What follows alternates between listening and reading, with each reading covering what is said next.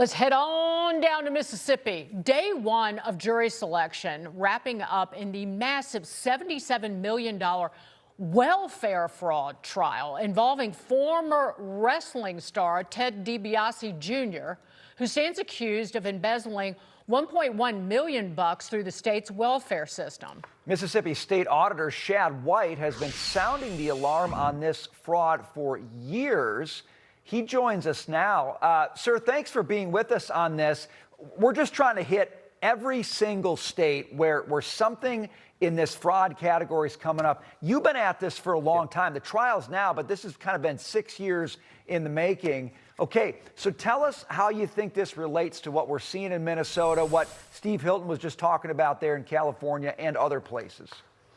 Sure. I think what you're seeing, unfortunately, is this big systemic pattern of fraud, waste, and abuse happening around the country. And when we found what we found here in Mississippi, I went to Congress and testified in 2023, and I told them, look, there are massive, massive grants that are going from the federal government to states, and then they go to these third parties. So those third parties might be a nonprofit or a child care center or a business, and then there's very little oversight of those third parties. So this system is a hothouse for fraud. And unfortunately, politicians in D.C. did nothing back then. And now we turn on our TV screens and we see fraud in Minnesota. We see fraud in California.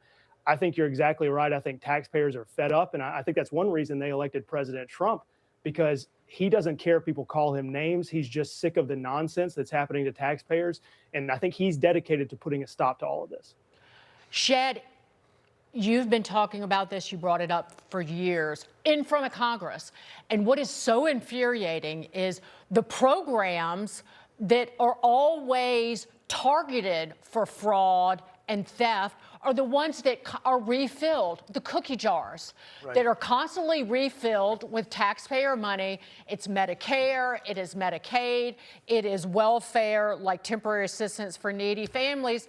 And then when the fraud is discovered, even as large as the biggest in welfare fraud in Mississippi state history, I believe, then they go, oh, we need an audit here. We need to get to the bottom of this. And when the bottom takes years in the making, and it's just absurd that, okay, then you need to get ahead of it rather than be back on your heels and your backs and your fanny and just letting it happen. That's exactly right. It's exactly right. And, you know, when I started testifying a few years ago and nothing happened, I thought, well, we're going to need an administration change really to see some preventative action. And so the other day, you may have noticed this news in the wake of the Minnesota fraud scandal. President Trump's administration said in every state they are going to require photo evidence or receipts before they would allow the spending of additional federal dollars in some of these programs. That's the exact kind of thing that we have been waiting on for a long time. You can audit these programs all day long. Auditors around the country have been saying these programs are vulnerable to fraud. But what we really needed was decisive action at the very top.